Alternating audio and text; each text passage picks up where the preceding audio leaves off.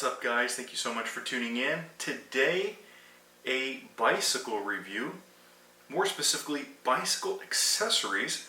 If you're an avid bike rider like myself, you like to tool around on the weekend, maybe go for a bike ride after work, maybe you commute to work on your bike, you run errands on your bike, maybe you live in a city, look no further than a good set of bicycle lights. Today we're looking at the Ion 200 flare from Bontrager. You can find them at your local truck store or buy them online. Pretty expensive. One single light will cost probably 2 to 3 times more than your standard Schwinn bicycle light at Walmart or Dick's Sporting Goods, for example. But you do get what you pay for. These, like I said, are the Flare 200. 200 stands for visibility up to 2 kilometers, and flare stands for what you can expect these lights to look like to other people on the road. It's exactly what they sound like, a flare, a bright flashing light. Let's go ahead, start with the introduction. Let me just give you a quick rundown about the Ion 200. So first and foremost, it comes separate front and back. You can get the back or you can get the front, or you can buy both. You can get a set or you can buy them individually. A set will run you about $120. You can save a couple of dollars buying a set if you can find the set. Otherwise, you're stuck paying $59.99 for the front and $65 for the rear. The rear is the more expensive light. I like to bike at night versus the day. I think there's an added benefit of riding at night. Mainly, risk of heat stroke is my main concern. I'm a young guy, I'm not overweight, so not necessarily at risk, but there is something to be said at avoiding straining yourself in the middle of a hot summer day. Originally, it was a Schwinn light that I used. I bought it at Walmart, it was 15 bucks. It was not getting the job done. From time to time, I ride in the road, and a Schwinn light with very low visibility was extremely dangerous to do. I was shopping around for lights, and I saw these on Trek's website and knew right away exactly what they would perform like. And actually, a couple weeks after discovering these on Trek's website, I saw someone riding their bike on a bike path along the side of the road. 2 people actually had this light set. Maybe it wasn't the Bontrager flare specifically, but it was a similar item, if not the same item, and boy, could you see them well. It was daytime, and it looked like a plane taxiing down the runway. That's how bright the lights were. I like to ride at night, and I need to be seen, and my original Schwinn light wasn't cutting it. Now, let me talk you through the purchase process, because bicycle shops I have found recently since buying my Trek are difficult to deal with. It's a niche group of people. You have to know how to find your way around, so let me give you some advice. Now, originally I was able to buy the rear light. They have the rear light in stock. Both Trek stores in my area have the rear light in stock, but they did not have the front flare. Instead, what they had was the Trek Commuter series front light, and it's top heavy in my opinion. I had it for a day. I didn't take it out of the box, but I knew just by looking at it, me being an aggressive rider, I like to ride fast, I like to change direction, I like to switch from the sidewalk to the street, back to the sidewalk. I like to cut through lanes, cut through traffic. I'm a pretty crazy, aggressive rider. And having something top heavy like the commuter light, I thought it would bother me because I probably would have been adjusting it and making sure it remained upright. I think you get the idea.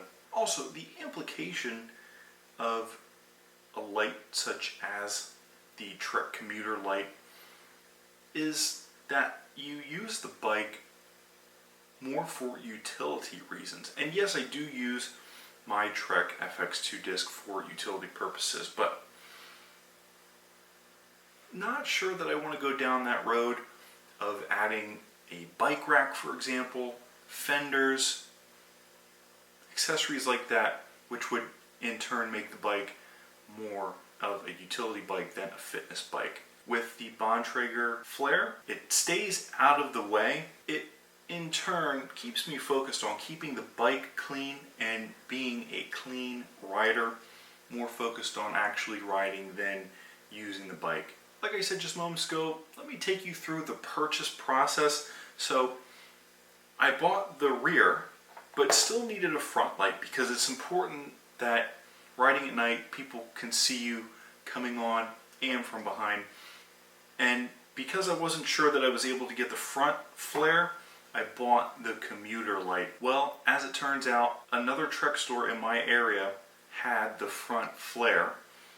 I called them, they said they had it, they put it on layaway, gave me 24 hours to pick it up, so the next day I went and picked it up. Well, let me just say, when I got to the other Trek store to pick up the front flare, it was on layaway, yes, but they were not able to find it because the guy who put it on layaway was not there. There were none left in stock because the one that I had put on layaway was hidden somewhere and someone had bought the final remaining second flare.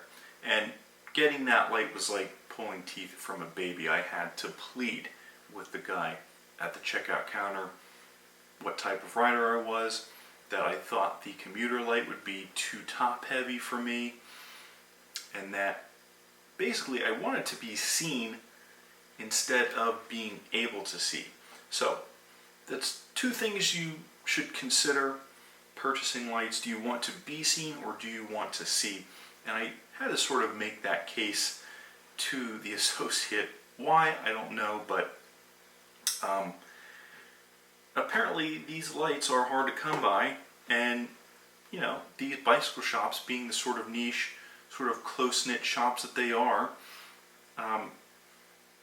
it's clear to see that, you know, someone who might be training for an event, who races bikes in a group, who wanted maybe this front flare light, has a little bit more pull, and would sort of encourage the associates to maybe sort of be selective with who they give these lights to. So that being said, to conclude this sort of introduction here, what I recommend actually is, upon purchasing the bike, try to get the light that you want. Now, that's easier said than done because you don't know exactly what you want when you first buy the bike. You don't know exactly what you need, right? But just know that down the road, you will be sort of questioned as to whether or not you need some of these accessories. Now, I wasn't being denied purchasing a light. It was rather, I had the commuter light and wanted to exchange it for the flare, and the associate was giving me a hard time because he, I think, didn't really think I needed to make the exchange and probably should have just kept the commuter. But again, like I said, I pleaded with him, told him what type of rider I was and the reason I wanted the flare, and lo and behold, they had it, they were able to find it, and I purchased it. Okay, so that was just a quick rundown introduction, how to finagle your way into getting these lights. Let's go ahead and talk about the specifications. Now, the reason this is called the 200 flare is because it has a visibility range in the daytime of up to 2 kilometers. Though beware, because the front and the rear, at their peak brightness, at their daytime operation, have different run times.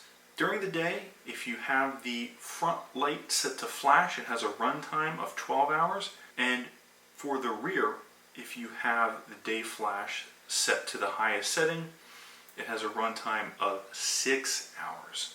What I would do is every couple of nights, if you ride the bike regularly, take both lights off and charge them. Which leads me to our third portion of the video, the first impressions. So, right off the bat, these lights are awesome. Official. I feel like the police riding down the road. By the way, the front light is just a white LED and the rear is a red LED, but the way that they flash and how bright they are, it makes you feel and look official. I have seen results already, feel safer already, feel more secure, and also one other benefit, riding at night or during the day, sometimes riding through a park or on the trail, there are strange people, and yes, they do feel the need to approach you sometime, or maybe you're riding home from work at night, having the flash does sort of keep those people away. Have you ever seen the movie SWAT with Denzel Washington? They throw a flashbang into a room, and the flashbang is so loud and so bright, it disorients the bank robber. Well, riding at night, this will disorient pretty much anyone you come across if they're on the same path as you, which is a good thing. And on the box, yes, there is a feature called lock mode, and upon first impressions you might think to yourself, lock mode prevents theft, but actually instead it's to basically lock the light to the mode that you want. If you remember from earlier, I said each of these lights can operate night steady, night flash, day steady, all day flash, and in day flash mode, what lock mode allows you to do is basically lock the light to either of those settings. I currently have them locked to day flash. Just know that it's to lock the light to the mode that you want, nothing to do with security or making sure that if someone steals them, they don't work, for example. Not a feature. And last but not least, safety is key. Safety is important. Safety is everything. It doesn't matter what time of day you like to ride, if you like to ride during the day or if you like to ride at night. Being seen and making yourself visible is extremely important. And yes, even though these are expensive at $60 each, they are far safer and far brighter than a $15 Schwinn light at Walmart or Dick's Sporting Goods, for example. Avoid those lights at all costs. They are practically useless, and instead get something like this. My name is John. I really hope you enjoyed this first impressions, this test overview. This is the Trek Flare Bontrager RT200 Ion. You can find this at your local Trek store. You can buy this online at trek.com. Bontrager is a Trek brand, and they make some of the best equipment. Treks are some of the best bikes you can buy, and these lights are no exception. Hit that like button, subscribe. I really hope you enjoyed this video, because I picked these up at the Trek store at my local mall that makes these a big box good. Stay tuned for our next review.